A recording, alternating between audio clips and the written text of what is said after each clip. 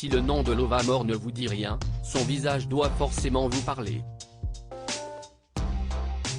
Durant des années, elle fut meneuse de revue pour le cabaret du Crazy Horse à Paris. Cette aventure, elle l'a vécue aux côtés d'Alain Bernardin, fondateur de l'établissement dont elle est tombée éperdument amoureuse malgré leurs 30 années de différence. Cette différence d'âge n'a jamais été problématique, dans un sens comme dans l'autre. À tel point que les tourtereaux se sont passé la bague au doigt en 1985. Le bonheur, ils l'ont connu pendant près de 10 ans. Et cette route aurait été encore longue si Alain Bernardin n'avait pas commis l'irréparable.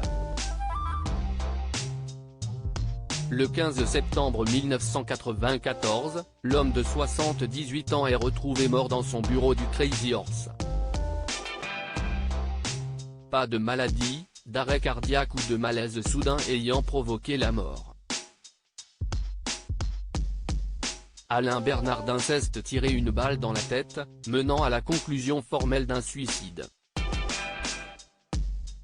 Ce geste, Lovamore, 76 ans aujourd'hui, n'a jamais pu l'expliquer, Alain Bernardin n'ayant laissé aucune lettre expliquant les raisons de son geste.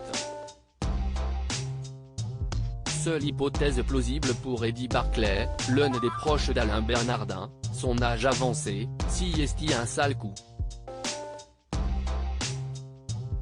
J'ai beaucoup de peine. Il était en pleine forme. Si est incompréhensible.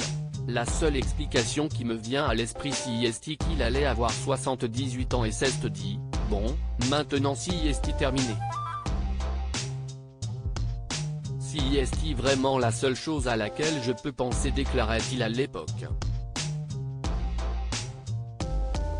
Si est moi qui programmerais ma mort, il semblerait que Lovamore, Marie-Claude Jourdain de son vrai nom, envisage de suivre le même chemin que son défunt époux. Interrogée sur la fin de vie par Thierry Ardisson, l'ancienne meneuse de revue avait indiqué que la mort ne lui faisait pas peur et qu'au contraire, elle préférait presque choisir le moment où elle s'en irait. Très souvent, je pense que si est moi qui programmerais ma mort. Elle avait également indiqué vouloir être inhumée à la Grève-sur-Mignon, le village où elle a vu le jour en Charente-Maritime.